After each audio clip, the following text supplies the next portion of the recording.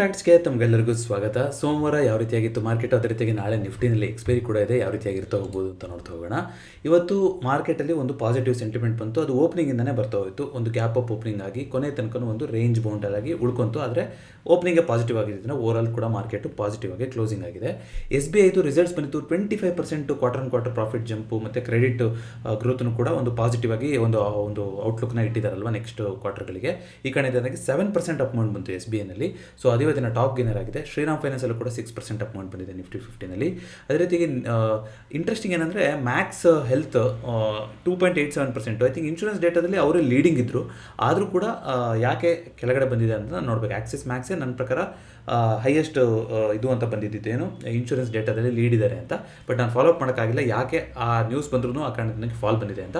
ಒಟ್ಟಿನಲ್ಲಿ 2.87% ಕರೆಕ್ಷನ್ ಬಂದಿದೆ. ಈ ಕಾರಣದಿಂದಾಗಿ ಮ್ಯಾಕ್ಸ್ ಹೆಲ್ತ್ ಇವತ್ತಿನ ನಿಫ್ಟಿ 50ಯ ಟಾಪ್ ಲೂಸರ್ ಆಗಿದೆ. ನಿಫ್ಟಿ ನೆಕ್ಸ್ಟ್ 50ನಲ್ಲಿ ಅಂತ ನಾವು ನೋಡ್ತಾ ಬರೋದಾದರೆ ಇದರಲ್ಲಿ PFC REC ಮರ್ಜರ್ ಬಗ್ಗೆ ಬಂದಿದೆ.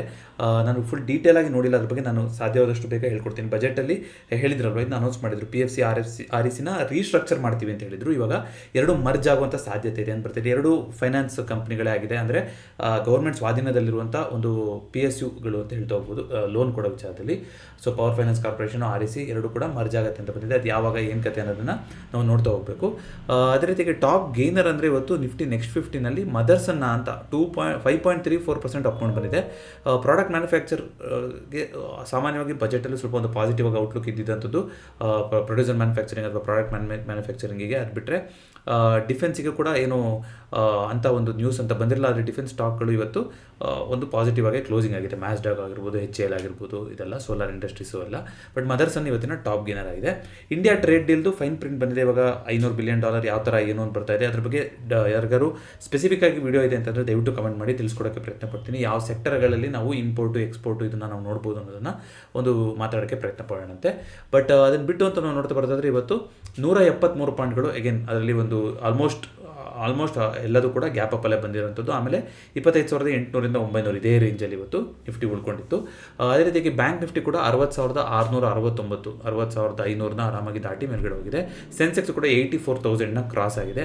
ಗಿಫ್ಟ್ ನಿಫ್ಟಿ ಆಲ್ಮೋಸ್ಟ್ ಅದೇ ರೇಂಜಲ್ಲೇ ತೋರಿಸ್ತಾ ಇದೆ ಸದ್ಯಕ್ಕೆ. ನಾಳೆ ನೋಡೋಣ ಅಂತ ಏನಾಗುತ್ತೆ ಅಂತ. ಗೋಲ್ಡ್ ಸಿಲ್ವರಲ್ಲಿ ಮತ್ತೆ ಒಂದು ಅಪ್ ಮೂವ್ಮೆಂಟ್ ಬರ್ತಾ ಇದೆ ನೋಡಿ. ಗೋಲ್ಡ್ ಸಿಲ್ವರ್ ಬಗ್ಗೆ ಇದ್ರ ಬಗ್ಗೆನೂ ಆ್ಯಕ್ಚುಲಿ ಡೆಡಿಕೇಟೆಡ್ ವಿಡಿಯೋ ಮಾಡಬೇಕು. ಒಬ್ಬರು ಟ್ರೇಡರು ಯಾವ ರೀತಿಯಾಗಿ ಗೋಲ್ಡಲ್ಲಿ ಬುಲ್ಲಿಶ್ ಆಗಿದ್ದು ಸಿಲ್ವರಲ್ಲಿ ಆಲ್ಮೋಸ್ಟ್ ಪೀಕ್ ಹೋದಾಗ ಅವರು ಶಾರ್ಟ್ ಪೊಸಿಷನ್ ತೊಗೊಂಡು ಯಾವ ರೀತಿಯಾಗಿ ಇದ್ದಾರೆ ಅನ್ನೋದನ್ನ ಒಂದು ಚೈನಾದ್ದು ಟ್ರೇಡರ್ ಬಗ್ಗೆ ಸುದ್ದಿ ಬರ್ತಾ ಇತ್ತು. ಅದನ್ನ ಕವರ್ ಮಾಡೋಕ್ಕೆ ಪ್ರಯತ್ನ ಕೊಡ್ತೀನಿ. ತುಂಬ ಇಂಟ್ರೆಸ್ಟಿಂಗ್ ಆಗಿದೆ. ಮತ್ತು ಇನ್ನೊಂದು ಕೊರಿಯಾದಲ್ಲಿ ಒಂದು ಎಕ್ಸ್ಚೇಂಜ್ ಆದೋ ಎಕ್ಸ್ಟ್ರಾ ಏನೋ ಒಂದು ಗಿಫ್ಟ್ ಕೊಡ್ತೀವಿ ಯೂಸರ್ಸಿಗೆ, ಒಂದು ಕಮ್ಮಿ ಡಾಲರ್ದು ಒಂದು $20 $50 ಎಷ್ಟೋ ಏನೋ ಕೊಡ್ತೀವಿ ಅಂತ ಹೇಳಿ $25 ಏನೋ ಕೊಡ್ತೀವಿ ಅಂತ ಹೋಗ್ಬಿಟ್ಟು ಅದು ಟೈಪ್ ಮಾಡಬೇಕಾದ್ರೆ BTC ಏನು ಟೈಪ್ ಮಾಡಿಬಿಟ್ಟು ಎಷ್ಟೊಂದು ಜನಕ್ಕೆ ಬಿಟ್ಕಾಯಿನ್ ಆಗಿ ಅವ್ರ ಎಕ್ಸ್ಚೇಂಜಲ್ಲಿ ದೊಡ್ಡ ಕರೆಕ್ಷನಲ್ಲಿ ಆಗಿ ಏನೇನೋ ಆಗಿತ್ತಂತೆ. ಸೊ ಬಿಟ್ಕಾಯಿನ್ ಮತ್ತೆ ಇವಾಗ 70,000ಕ್ಕಿಂತ ಕೆಳಗಡೆ ಬಂದಿದೆ. ಸೊ ನೋಡೋಣ ಯಾವ ರೀತಿಯಾಗಿ ಚೇಂಜ್ ಆಗುತ್ತೆ ಅಂತ. ಮೆಟಲ್ ಸೆಕ್ಟ್ರು ಇನ್ನೂ ಕೂಡ ಪಾಸಿಟಿವ್ ಆಗಿದೆ. US ಮಾರ್ಕೆಟ್ ಯಾವ ರೀತಿ ರಿಯಾಕ್ಟ್ ಮಾಡುತ್ತೆ ಅಂತ ನೋಡಬೇಕು. IT ಸೆಕ್ಟರ್ದ ಸ್ಟ್ರಗಲ್ ಇನ್ನೂ ಕಮ್ಮಿ ಆಗಿಲ್ಲ. Natural gas as usual February ಮುಂದಕ್ಕೆ ಹೋದಂಗೂ ಚಳಿ ಕಮ್ಮಿ ಆಗ್ತಾ ಹೋಗುತ್ತೆ. ಅದು ಮರಳಿ ಅದರ ಸ್ಥಾನಕ್ಕೆ ಬರ್ತಾ ಇದೆ. ಇವಾಗ ತುಂಬ ವಾಲಟೈಲ್ ಆಗಿದೆ, ನಿಮ್ಗೆ ಗೊತ್ತಿಲ್ಲ. ನ್ಯಾಚುರಲ್ ಗ್ಯಾಸ್ ಇವತ್ತು ಕೂಡ 6% ಕರೆಕ್ಷನ್ ಆಗಿತ್ತು. USD INR ಅಲ್ಲಿ ಮತ್ತೆ ರೂಪಿ ಕುಸಿದಿದೆ. ಅಂದರೆ $90.69 ಹೋಗಿದ್ದೀವಿ. ಕಾಪರ್ ಆಲ್ಮೋಸ್ಟ್ ಫ್ಲಾಟ್ ಆಗಿ ಟ್ರೇಡ್ ಆಗಿದೆ ಇವತ್ತು. ಸೊ ಇದಿಷ್ಟು ಇವತ್ತಿನ ನಿಫ್ಟಿ ನೆಕ್ಸ್ಟ್ 50 ಆಗ್ತಾ ಹೋಯಿತು. ಅದೇ ರೀತಿಯಾಗಿ ಕಮೋಡಿಟಿದು ಕೂಡ. ಸೊ ಕ್ವಿಕ್ಕಾಗಿ ಇದನ್ನು ಬಿಟ್ಟು ನಾನು ಏನು ತೋರಿಸ್ಬೇಕಿತ್ತು ಅಂತಂದರೆ ರಿಸಲ್ಟ್ ಕ್ಯಾಲೆಂಡರ್ ಅಂತ ಬಂದಾಗ ಅದಕ್ಕಿಂತ ಮುಂಚೆ OI ಡೇಟಾ ನೋಡ್ಕೊಂಡ್ಬಿಡ್ಬೋಣ. ನಾಳೆ ಎಕ್ಸ್ಪೈರಿಗೆ ಇವತ್ತು 25,800 25,700 ಇದರಲ್ಲೆಲ್ಲ ಅನ್ವೈಂಡಿಂಗ್ ಆಯಿತು. ಕಾಲ್ ಸೈಡಲ್ಲಿ ಸೆಲ್ ಮಾಡಿರೋರು ಅನ್ವೈಂಡಿಂಗ್ ಮಾಡ್ಕೊಂಡಿದ್ದಾರೆ. ಅಲ್ಲಿ ಪುಟ್ಟನ್ನ ಮಾಡ್ಕೊಂಡಿದ್ದಾರೆ. ಅದರ ಅರ್ಥ ಏನು, ಮಾರ್ಕೆಟ್ ಇವಾಗ 25,800 1.5 CR OI ಬಂದಿದೆ. 25,900 ಕೂಡ 1 CRಗಿಂತ ಜಾಸ್ತಿ OI ಇದೆ. 26,000 ಹೈಯೆಸ್ಟ್ ಆಗಿರುವಂಥ ಓಪನ್ ಇಂಟ್ರೆಸ್ಟ್ ಕೂತಿದೆ. ಅದು 2 CR ಆಲ್ಮೋಸ್ಟ್ 2 CR ಹತ್ರ ಇದೆ. ಸೊ ಇದು ಒಂದು ರೇಂಜನ್ನು ಡಿಫೈನ್ ಮಾಡೋಕ್ಕೆ ಹೇಳ್ತಾ ಇದೆ ನಾಳೆಗೆ ಮಾರ್ಕೆಟಿಗೆ. ನೋಡೋಣ ಇದೇ ರೇಂಜನ್ನು ಇರುತ್ತಾ ಅಥವಾ ಈ ರೇಂಜನ್ನು ಕೂಡ ಬ್ರೀಚ್ ಆಗೋದ ಮೇಲೆ ಅಥವಾ ಕೆಳಗಡೆ ಆಗುತ್ತಾ ಅನ್ನೋದು ನಾಳೆ OI ಸೆಂಟಿಮೆಂಟ್ ಬಂದಮೇಲೆ ಯಾವ ರೀತಿ ಆಗುತ್ತೆ ಅಂತ ಗೊತ್ತಾಗ್ತಾ ಹೋಗುತ್ತೆ. ಬಟ್ ಸದ್ಯಕ್ಕೆ ಇವತ್ತು ಪೊಸಿಷನ್ಗಳು ಚೇಂಜ್ ಆಗಿರೋದು, ಶಿಫ್ಟ್ ಆಗಿರೋದು ಕ್ಲೀನಾಗಿ ಕಾಣಿಸ್ತಾ ಇದೆ ನಿಫ್ಟಿ 50ನಲ್ಲಿ. ಓವರಾಲ್ ಹೀಟ್ ಮ್ಯಾಪ್ ಅಂತ ನೋಡ್ತಾ ಬರೋದಾದ್ರೂ ಕೂಡ ಇವತ್ತು ಬಹುತೇಕ ಸೆಕ್ಟರ್ಗಳು ಪಾಸಿಟಿವ್ ಆಗಿತ್ತು.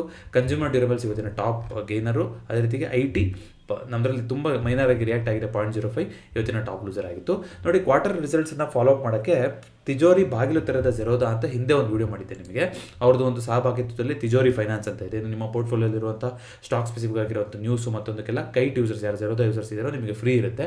ಬಟ್ ಕೆಲವೊಂದು ಫೀಚರ್ಸ್ ಎಲ್ಲದೂ ಫ್ರೀ ಇಲ್ಲ ಅವರಿಗೆ. ಉದಾಹರಣೆಗೆ ಈಗ ರಿಸಲ್ಟ್ಸ್ ಬರ್ತಾ ಇರುತ್ತೆ, ಮನಿ ಕಂಟ್ರೋಲೆಲ್ಲ ಸ್ವಲ್ಪ ಲೇಟ್ ಆಗುತ್ತಲ್ವಾ, ಇಲ್ಲಿ ಬಂದ್ಬಿಟ್ಟು ನಿಮಗೆ year on year profit, quarter on quarter growth ಯಾವ ರೀತಿ ಆಗಿದೆ ಅಂತ ನೋಡ್ಬೋದು. ಅಂದರೆ ಈ ಥರ ಎಲ್ಲ ಕಂಪ್ನಿಗಳದ್ದು ನೀವು ಇಲ್ಲಿ ನೋಡ್ಕೊತ ಹೋಗ್ಬೋದು.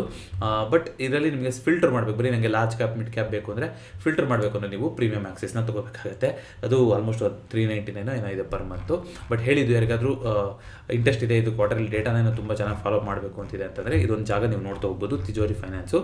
ಆ್ಯಸ್ ಯೂಶುವಲ್ ಅದನ್ನು ಬಿಟ್ಟು ನಮಗೆ trendline.com ಅಂತ ಒಂದು ವೆಬ್ಸೈಟ್ ಇದೆ, ಅದರಲ್ಲೂ ಕೂಡ ಮೊದಲು ಸುಮಾರು ಫ್ರೀ ಇತ್ತು, ಬಟ್ ಇವಾಗ ಇದರಲ್ಲೂ ಕೂಡ ಸ್ವಲ್ಪ ಪ್ರೀಮಿಯಮ್ಗಳನ್ನು ತಂದಿದ್ದಾರೆ ಇವಾಗ. ಬಟ್ ನಿಮಗೆ ಇದರಲ್ಲಿ ಅಟ್ಲೀಸ್ಟ್ ನಿಮಗೆ ಎಲ್ಲ ಸೆಕ್ಟರ್ ಸ್ಪೆಸಿಫಿಕ್ ಸಿಗ್ತಾ ಹೋಗುತ್ತೆ. ಟೆಲಿಕಾಮ್ ರಿಲೇಟೆಡಲ್ಲಿ ಎಷ್ಟು ಸ್ಟಾಕ್ಗಳು ಯಾವ ಥರ, ಯಾರ್ಯಾರು ಸೆಕ್ಟರ್ ರೊಟೇಷನ್ ಮಾಡಬೇಕು ಅಂತ ಯೋಚನೆ ಮಾಡ್ತಾ ಇದ್ದಾರೆ, ಅಥವಾ ಸೆಕ್ಟರಲ್ಲಿ ಯಾವ ರೀತಿಯಾಗಿ ಇಯರ್ ಆನ್ ಇಯರ್ ಗ್ರೋತ್ ನಡೀತಾ ಇದೆ ಅನ್ನೋದನ್ನ ಟ್ರ್ಯಾಕ್ ಮಾಡ್ತಾ ಇದ್ದಾರೆ. ಅಂದರೆ ಮೈನರ್ ಸೆಕ್ಟರ್ಗಳನ್ನು ಕೂಡ ಟ್ರ್ಯಾಕ್ ಮಾಡ್ತಾರೆ. ಉದಾಹರಣೆಗೆ advertising and media, jute product related ಯಾವುದಿದೆ, ರೆಸ್ಟೋರೆಂಟ್ ಯಾವ ರೀತಿ ಇದೆ, ಸ್ಪೆಸಿಫಿಕ್ ಆಗಿ ನಿಮಗೆ ಕೋರ್ ಸೆಕ್ಟರ್ ಅಂತ ಅಲ್ಲದೆ ಆ್ಯಕ್ಚುಲ್ ಮೈಕ್ರೋ ಸೆಕ್ಟರ್ಗಳು ಏನಿರುತ್ತೆ ಅದನ್ನು ಕೂಡ ನೀವು ಇಲ್ಲಿ ಟ್ರ್ಯಾಕ್ ಮಾಡ್ತಾ ಹೋಗ್ಬೋದು trendline.com ವೆಬ್ಸೈಟಲ್ಲಿ. ಅದು ಬಿಟ್ಟರೆ ಆ್ಯಸ್ ಯೂಶುವಲ್ ಮನಿ ಕಂಟ್ರೋಲಲ್ಲಿ ನಿಮಗೆ ಸಿಗ್ತಾ ಹೋಗುತ್ತೆ. ಇವತ್ತು BSE ಇದು ರಿಸಲ್ಟ್ಸ್ ಇತ್ತು, 3% ಅಮೌಂಟ್ ಬಂದಿದೆ. ಝೈಡಸ್ ಲೈಫು, ಆರೋಗ್ಯದ ಫಾರ್ಮಾ ಯಾವ್ಯಾವ್ದು ರಿಸಲ್ಟ್ಸ್ ಇತ್ತು ಎಲ್ಲ ಪಾಸಿಟಿವ್ ಬಂದಿದೆ. ಬಟ್ ರಿಸಲ್ಟ್ ಕಾಲದಿಂದಾಗಿ ಪಾಸಿಟಿವ್ ಬಂದಿದೆ, ಆ್ಯಕ್ಚುಲಾಗಿ ಪಾಸಿಟಿವ್ ಬಂದಿದೆ ಅನ್ನೋದನ್ನ ನೋಡ್ತಾ ಹೋಗಬೇಕು. ಲೇಟೆಸ್ಟ್ ರಿಸಲ್ಟ್ ನಾನು ಆಗಲೇ ಹೇಳಿದಾಗೆ SBI ಇದ್ದಿತ್ತು, ವೀಕೆಂಡಲ್ಲಿ ಬಂದಿತ್ತು. ಸೊ 29% ಗ್ರಾಸ್ ಪ್ರಾಫಿಟ್, 25% ಇದೆ ಜಾಸ್ತಿ ಗ್ರಾಸ್ ಪ್ರಾಫಿಟ್ನ ಜಂಪ್ ತೋರಿಸಿರೋದು ಒಂದು. ಇವತ್ತು ಮಾರ್ಕೆಟು ಪಾಸಿಟಿವ್ ಓಪನ್ ಆಗೋಕ್ಕೆ ಅದು ಕೂಡ ಒಂದು ಕಾರಣ ಆಗ್ತಾ ಹೋಯಿತು. ಸೊ ನಾಳೆ ಹಾಗಾದರೆ ಯಾವ್ದು ರಿಸಲ್ಟ್ಸ್ ಇದೆ ನೋಡಿದ್ರೆ, ನಾಳೆ ಟೈಟನ್ನು, ಗ್ರಾಸಿಮು, ಐಷರ್ ಮೋಟರ್ಸು, ಬ್ರಿಟಾನಿಯಾ, ಮದರ್ಸನ್ನು, ಅಪೋಲೋ ಹಾಸ್ಪಿಟಲ್ಸು, ಕೆಲವೊಂದರಲ್ಲೆಲ್ಲ ಆಲ್ರೆಡಿ ಇವತ್ತೇ ಮೂವ್ಮೆಂಟ್ ಬಂದಿದೆ ನಾಳೆ ರಿಸಲ್ಟ್ಸ್ ಅಂತ. ಸೊ ಅದು ಕಾಂಪನ್ಸೇಟ್ ಆಗುತ್ತೆ ಏನು ಅಂತ ನೋಡೋಣ. ಸದ್ಯಕ್ಕೆ ಸರಿಸುಮಾರು 1868 ಕಂಪ್ನಿಗಳು ರಿಸಲ್ಟ್ಸ್ನ ಘೋಷಣೆ ಮಾಡಿದೆ. ಅದರಲ್ಲಿ 998 ಕಂಪ್ನಿಗಳು ಪಾಸಿಟಿವ್ ಆಗಿದೆ, 870 ಕಂಪ್ನಿಗಳು ನೆಗೆಟಿವ್ ಆಗಿರುವಂಥ ಗ್ರೋತ್ನ ತೋರಿಸಿದ್ದಾರೆ. ಐ ಥಿಂಕ್ FIDA ಡೇಟಾ ಇದರಲ್ಲಿ ಇನ್ನೂ ಅಪ್ಡೇಟ್ ಆಗಿರೋದಿಲ್ಲ. ಬಟ್ ಇದು ನೋಡಿ, ಈ ಕ್ಲೈಂಟ್ ಏನಾದ್ರು ಬೇರಿಶ್ ಆಗಿದ್ರಾ ಅನ್ನೋದನ್ನ ನೋಡಬೇಕು, ಅದು ಇಂಪಾರ್ಟೆಂಟ್ ಇಂಡಿಕೇಟರ್ ನಿಮ್ಗೆ ಗೊತ್ತಿದೆ. ಅದೇ ರೀತಿಯಾಗಿ ಇದರಲ್ಲೇ ನೋಡ್ಕೊಂಬರ್ಬೋದು FI ಡೇಟಾ. ಒಂದು ನಿಮಿಷ ನೋಡೋಣ, ಇಲ್ಲಿ ಅಪ್ಡೇಟ್ ಆಗಿರುತ್ತೆ FIDA ಸಮ್ಮರಿ. ಇವತ್ತು FIಗಳು ಬೈ ಮಾಡಿದ್ದಾರೆ, ಸೋಮವಾರ ಬೈ ಮಾಡಿದ್ದಾರೆ. 2254 ಕ್ರೋರ್ಸಿಗೆ ಬೈ ಮಾಡಿದ್ದಾರೆ. DIಗಳು 4 ಕ್ರೋರ್ಸ್ ಅಷ್ಟೇ ಮಾಡಿದ್ದಾರೆ. ಸೊ ಅಲ್ಲಿಗೆ ಈ ತಿಂಗಳಲ್ಲಿ FIಗಳು 3ನೇ ಸಲ ಅನ್ಸುತ್ತೆ ಇದು ಬೈ ಮಾಡ್ತಾ ಇರೋಂಥದ್ದು, which is a positive sign ಅಲ್ವಾ. ಯಾಕಂದರೆ FIಗಳು ಬೈಯೇ ಮಾಡ್ತಾ ಇರಲಿಲ್ಲ, ಬರೀ ಸೆಲ್ಲೇ ಮಾಡ್ತಾ ಇದ್ರು ಅಂದಾಗ ಬೈ ಮಾಡ್ತಾ ಇದ್ದಾರೆ. ಆದರೆ ದೊಡ್ಡ ಪ್ರಮಾಣದಲ್ಲಿ ಇವರು ಬೈ ಮಾಡೋದಕ್ಕೆ ಇನ್ನೂ ಒಂದು ಶಾರ್ಪ್ ಕರೆಕ್ಷನ್ನು ಅಥವಾ ಏನೋ ಒಂದು ಆಗೋಕ್ಕೆ ಕಾಯ್ತಾರೆ ಅನ್ನೋದೇ ನನ್ನ ಅಭಿಪ್ರಾಯ FIಗಳು. ಯಾಕೆಂತಂದರೆ ಅವರಿಗೆ ಇವಾಗ ರುಪಿ ಕೂಡ ವೀಕ್ ಆಗಿರೋದ್ರಿಂದ ಅವರಿಗೆ ಡಾಲರ್ ಕನ್ವರ್ಷನ್ ಆಗಲಿ ಅದು ಬರೋದಿಲ್ಲ. ಹಿಂದೆ FIA, FDI, FPA ಮಾಡಬೇಕಾದ್ರೆ ಅದು ಒಂದು ಡೆಡಿಕೇಟೆಡ್ ಆಗಿ ಇದ್ರ ಬಗ್ಗೆ ಮಾತಾಡಿದ್ದೆ, ಯಾವ ರೀತಿಯಾಗಿ ಯಾವಾಗ FIಗಳು ಕನ್ವರ್ಷನ್ ಯಾವ ರೀತಿ ಮಾಡುತ್ತೆ, ಯಾವ ರೀತಿ ನಡೆಯುತ್ತೆ ಅಂತ. ತುಂಬ ಹಳೆ ವಿಡಿಯೋ, ಅದು ಸಾಧ್ಯವಾದರೆ ಹುಡುಕ್ಬಿಟ್ಟು ಈ ವಿಡಿಯೋದ ಎಂಡಿಗೆ ಕೊಟ್ಟಿರ್ತೀನಿ ನಾನು. ನಿಮಗೆ ಇಂಟ್ರೆಸ್ಟ್ ಇದ್ದವ್ರಿಗೆ ನೀವು ಚೆಕ್ಔಟ್ ಮಾಡ್ತಾ ಹೋಗ್ಬೋದು. FIಗಳ ಸ್ಟ್ರಾಟಜಿ ಏನಾಗಿರುತ್ತೆ ಅಂತ ಆ ವಿಡಿಯೋದಲ್ಲಿ ನಾವು ಮಾತಾಡಿದ್ವಿ. ಸೊ ಇವತ್ತು ಇಬ್ಬರು ಕೂಡ ಪಾಸಿಟಿವ್ ಆಗಿರೋದು ಮಾರ್ಕೆಟಿಗೆ ಹೆಲ್ಪ್ ಮಾಡಿದೆ. OI ಡೇಟಾ ಕೂಡ ಅದನ್ನೇ ಹೇಳ್ತಾ ಇತ್ತು. ಸೊ ಎಕ್ಸಿಸ್ಟಿಂಗ್ IPO ಅಂದರೆ ಐ ಫೈನಾನ್ಸು ಮತ್ತು ಫ್ರ್ಯಾಕ್ಟಲ್ ಅನಾಲಿಟಿಕ್ಸ್ ಅಂತ ಎರಡು ಮೇನ್ ಲೈನ್ IPOಗಳೇ, ಬಟ್ ಕಂಪ್ಲೀಟ್ ಸಬ್ಸ್ಕ್ರಿಪ್ಷನ್ ಆಗಿಲ್ಲ ಅಂತ ಇಲ್ಲಿ ಹೇಳ್ತಾ ಇದೆ ಮಾರ್ಕೆಟ್ ಕೂಡ. ಇವತ್ತು ಫಸ್ಟ್ ಡೇ ಅಲ್ವಾ, ಸೊ ಜನ ಇನ್ನು ಕಾದು ನೋಡ್ತಾ ಇದ್ದಾರೆ ಅಂತ ಅನಿಸುತ್ತೆ.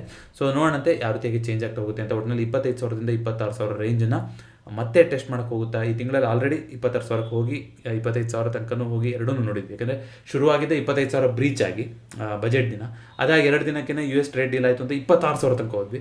ಸೊ 1,000 ಪಾಯಿಂಟ್ಗಳನ್ನು ಒಂದೇ ಸಲ ಜಂಪ್ ಮಾಡಿದ್ವಿ. ಆದರೆ ಅದನ್ನು ಮೇಲೆ ಆಗಲಿ ಅಥವಾ ಕೆಳಗಡೆ ಆಗಲಿ ಜಾಸ್ತಿ ದಿನ ಕಾಲ ಕಳೆದಿಲ್ಲ. ಸೊ ಈ ಇಡೀ ವಾರ ಅದ್ರ ಮಧ್ಯದಲ್ಲೇ ಕಳೆದಿದೆ.